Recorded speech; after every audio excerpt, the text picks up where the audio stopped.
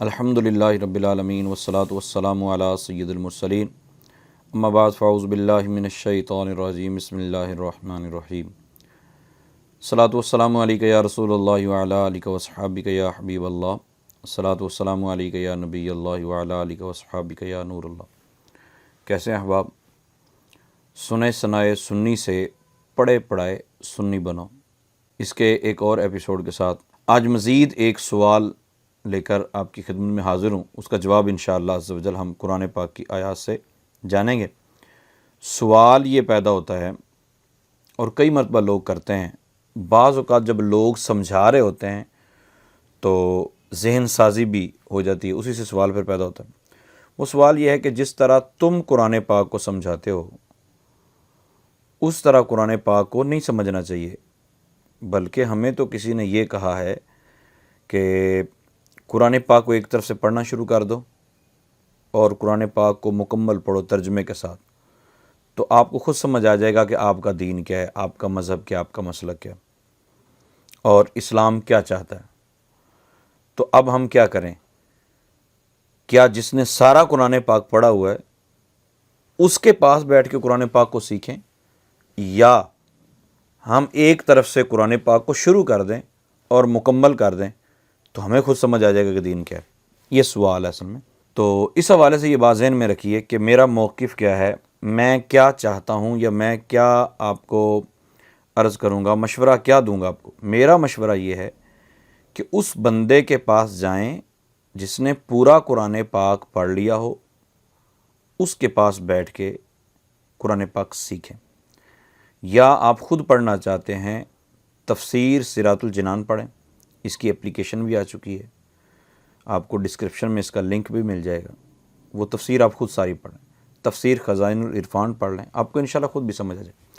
لیکن یہ ذہن بنانا کہ ایک طرف سے شروع ہو جاؤ اور مکمل کر لو تو آپ کو سارا قرآن پاک خود سمجھ آ جائے گا صرف ترجمہ پڑھ کے، تو یہ بجائے سمجھ آنے کے بعض اوقات خرابی پیدا کرے گا۔ اور اس کی وجہ کیا ہے؟ اس کی وجہ میں آپ کو عرض کرتا ہوں۔ قرآن پاک کی دو آیتیں آج آپ کے سامنے پڑھوں گا۔ پہلی آیت ہے سورۃ البقرہ کی آیت نمبر 47۔ فار ایگزامپل ہمارے سمجھانے والے نے ہمیں سمجھایا کہ ایک طرف سے قرآن پاک پڑھو، خود ہی سارا سمجھ آ جائے گا۔ تو وہ بندہ پڑھتا پڑھتا قرآن پاک کی آیت نمبر 47 سورہ بقرہ میں پہنچا، اس نے پڑھا یا بنی اسرائیل اذکروا نعمتی التی انعمت علیکم وانی فضلتکم علی العالمین۔ اے بنی اسرائیل، یاد کرو میرا وہ احسان، اللہ فرماتا ہے، جو میں نے تم پر کیا اور میں نے تمہیں سارے زمانوں پر فضیلت دے دی، ساری دنیا پر، سارے عالمین پر فضیلت دے دی۔ اب چونکہ وہ ایک طرف سے پڑھ رہا ہے اور صرف ترجمہ پڑھ رہا ہے، تفسیر تو وہ پڑھ ہی نہیں رہا، استاد کسی کے پاس بیٹھنے سے تو آپ نے اس کو منع کر دی ہے۔ اب وہ پڑھتا ہے الحمدللہ رب العالمین، تمام تعریفیں اس ذات کے لیے جو تمام جہانوں کا پالنے والا۔ اس نے عالمین ادھر بھی سنا تھا، پڑھا تھا، ادھر بھی عالمین پڑھا۔ اب وہ جانچ کرتا ہے کہ عالمین میں اور عالمین میں کیا فرق ہے، غور و فکر کرتا ہے، اس کو پتہ چلتا ہے کوئی فرق نہیں، کیونکہ اس کے پاس کوئی پروف ہی نہیں ہے۔ اب وہ آج پڑھتا ہے اور عقیدہ یہ بنا لیتا ہے کہ اللہ تعالیٰ نے پوری کائنات میں جس کو فضیلت دی ہے وہ اولاد یعقوب ہے، وہ بنی اسرائیل ہے۔ اب اس نے ابھی سے یہ ذہن بنا لیا، پھر کچھ عرصہ وہ یہ سلسلہ لے کے چلتا رہتا ہے اور ذہن یہی بنائی رکھتا ہے، ظاہر ہے آپ نے جو سمجھایا ہے تو وہ دوسرے دن تبلیغ بھی شروع کر دے گا۔ اب جب تبلیغ شروع کرے گا تو لوگوں کو بتائے گا کہ بھائی میں نے سورہ بقرہ کی آیت نمبر 47 میں پڑھا ہے، سب سے اعلیٰ افضل امت جو ہے وہ بنی اسرائیل، خبردار کسی نے امت محمد کو سب سے اعلیٰ امت مانا تو، کیونکہ قرآن بتا چکا ہے۔ وہ کہیں گے بھائی اپنے ابھی کچھ پڑھا ہے، سارا نہیں پڑھا۔ او یار چھوڑو سارے کو، میں قرآن پڑھ چکا ہوں، میں نے ایک آیات پڑھی ہیں۔ کیونکہ بعض لوگ یہ ذہن بناتے ہیں، اپنے موقف کی آیات پیش کر دیتے ہیں دلیل کے طور پر، یعنی علم غیب کی نفی کی دلیل پیش کر دی، رسول پاک صلی اللہ تعالیٰ علیہ وآلہ وسلم سے آپ کی عظمت سے روکنے کے لیے بتوں والی آیات پیش کر دیں کہ نبی پاک صلی اللہ علیہ وسلم کو نہ پکارا جائے۔ اس طرح کی حرکتیں کر دیتے ہیں، ایک طرف کی یک طرف آیات پڑھ کے ذہن بنا دیتے ہیں کہ یوں بس کر لو، عقیدہ بنا لو۔ اب اس نے بھی یہ عقیدہ بنا لیا، کیونکہ عادت تو آپ نے ڈال دی۔ اب اس نے یہ عقیدہ بنایا کہ تمام جہانوں پر اللہ نے فضیلت دی بنی اسرائیل کو، لہذا قرآن کہہ رہا ہے۔ اب پڑھتے پڑھتے وہ آیت نمبر 47 سے مطلب 200 سے زائد آیتیں یہ پڑھ گیا.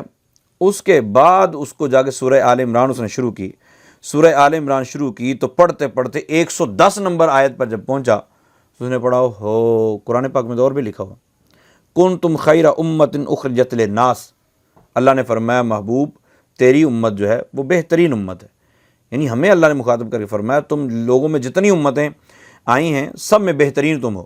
تأمرون بالمعروف وتنہون عن المنکر، کیونکہ تم بھلائی کا حکم کرتے ہو اور برائی سے منع کرتے ہو. تو مطلب یہ ہوا کہ 47 نمبر آیت سے لے کر وہ سورہ آل عمران کی آیت نمبر 110 تک یہی عقیدہ بنا کے رکھے گا، کیونکہ ایک طرف سے اس نے شروع کرنا نا.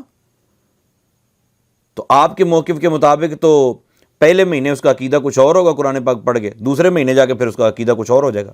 لیکن میرے موقف کے مطابق خود بھی قرآن پڑھیں گے، تفسیر صراط الجنان پڑھیں گے، تفسیر خزائن العرفان پڑھیں گے، تفسیر نور العرفان پڑھیں گے، پڑھ کے تو اس کا ابتدا سے ذہن بن جائے گا کہ بھائی اس سے مراد اس وقت کی امت یا اس وقت کے جو لوگ ہیں وہ مراد ہیں. ٹھیک ہے، یہ تفسیر ہمیں بتائے گی. تو میرا موقف ٹھیک ہے کہ آپ یا تو کسی عاشق رسول کے پاس بیٹھ کے قرآن پاک پڑھیں، یا خود بھی پڑھنا ہے تو پھر کسی مستند عالم دین کی تفسیر پڑھیں، یعنی تفسیر صراط الجنان پڑھ لیں، آپ تفسیر خزائن العرفان پڑھ لیں. دوسری آیہ کریمہ اس سے آگے چلا گیا، اس نے پڑھا واتقوا یوما لا تجزی نفس عن نفس شیئا ولا یقبل منها شفاعۃ. یہ سورہ بقرہ کی آیت نمبر 48 ہے. اس نے ترجمہ پڑھا کہ اللہ تعالیٰ فرماتا اس دن سے ڈرو جس دن کوئی جان دوسرے جان کا بدلہ نہ دے گی اور نہ کسی کی سفارش قبول کی جائے گی، ولا یؤخذ منها عدل، اور نہ کسی سے کوئی معاوضہ لیا جائے گا، ولا هم ینصرون، اور نہ اس کی مدد کی جائے گی. اب یہ آیت پڑھ لی. آیت پڑھنے کے بعد وہ بندہ آ گیا مسجد میں، کیونکہ آپ نے اس کو پٹی پڑھائی ہے کہ بیٹا ایک طرف سے قرآن پاک پڑھنا شروع کر دو.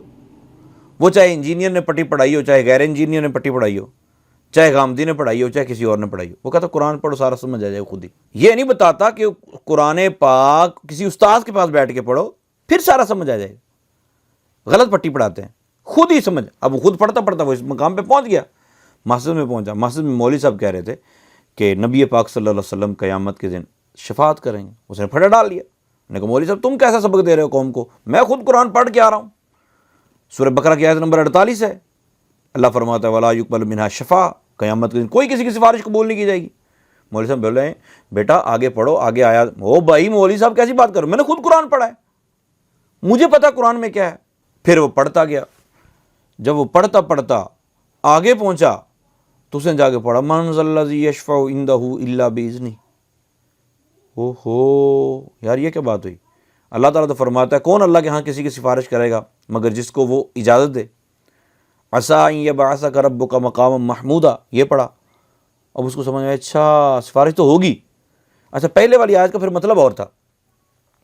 تو اتنا عرصہ جو درمیان میں وہ لوگوں سے لڑتا رہا یا لوگوں کو گمراہ کرتا رہا، اس کا حساب کون دے گا.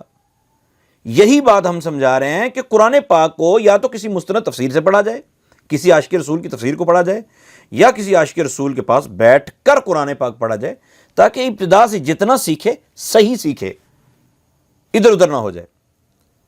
ایک تو ان دو آیات سے میں نے یہ عرض کرنا تھا. دوسرا ایک سوال پیدا ہوتا ہے، کچھ لوگوں کا یہ ذہن بن چکا ہے کہ اپنے مطلب کی آیات پڑھتے ہیں اور پھر لوگوں سے بحث شروع کر دیتے ہیں کہ جی اللہ کے نبی نے فرمایا میرے پاس غیب نہیں، اللہ کے نبی نے یہ فرمایا میں نہیں جانتا، اللہ کے نبی نے فرمایا میرے پاس خزانے نہیں.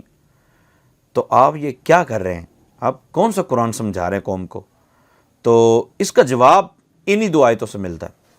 وہ یہ ہے کہ میرے پیارے پورا قرآن پاک پہلے پڑھ لو، پھر یہ دیکھو کہ قرآن پاک کی کون سی آیات ایک دوسرے کے اپوزٹ آ رہی ہیں، ایک دوسرے کے مقابلے میں آ رہی ہیں، پھر ان میں تطبیق دو. اور وہ تطبیق چاچا نے بھتیجے کو نہیں دینی، ماموں نے بھانجے کو نہیں دینی. وہ تطبیق علماء امت، صلحاء امت، ان سے لینی ہے. ہم نے صحابہ اکرام سے پوچھنا ہے، تابعین سے پوچھنا ہے، تبع تابعین سے پوچھنا ہے. صحیح مسلم کی ایک روایت میں آتا ہے یزید الفقیر نامی آدمی حضرت جابر بن عبداللہ رضی اللہ عنہ سے جھگڑ پڑا. انہوں نے کہا جابر تم کہہ رہے ہو قیامت کے دن جہنم سے لوگ نکلیں گے اور جنت میں داخل ہوں گے، جبکہ قرآن کہہ رہا ہے کہ جہنم سے نہیں نکلیں گے، تو یہ کیا کام کر رہے ہو تم، لوگوں کو کیا سمجھا رہے ہو. تو حضرت جابر رضی اللہ عنہ نے فرمایا کہ تم نے قرآن پڑھا ہے؟ جی پڑھا ہے. فرمایا تم قرآن پاک کی ایک آیت کو لے رہے ہو، عسیٰ ان یبعثک ربک مقاما محمودا، یہ آیت تو نہیں پڑھی آپ نے؟ انہوں نے کہا پڑھی۔ آپ نے فرمایا اس آیت میں ہے کہ نبی پاک صلی اللہ علیہ وسلم کی شفاعت سے لوگ جہنم سے نکلیں گے اور جنت میں داخل ہوں گے، اور جو آیت تم پڑھ رہے ہو اس آیت کا مطلب ہے کافر نہیں نکل سکیں گے۔ اسی طرح واتقوا یوما لا تجزی نفس عن نفس شیئا ولا یقبل منها شفاعہ سے مراد کفار ہیں۔ کفار کی شفاعت قبول نہیں کی جائے گی، انبیاء کی تو قبول کی جائے گی، انبیاء کے صدقے، انبیاء کے امتیوں کی، نیک لوگوں کی شفاعت قبول کی جائے گی۔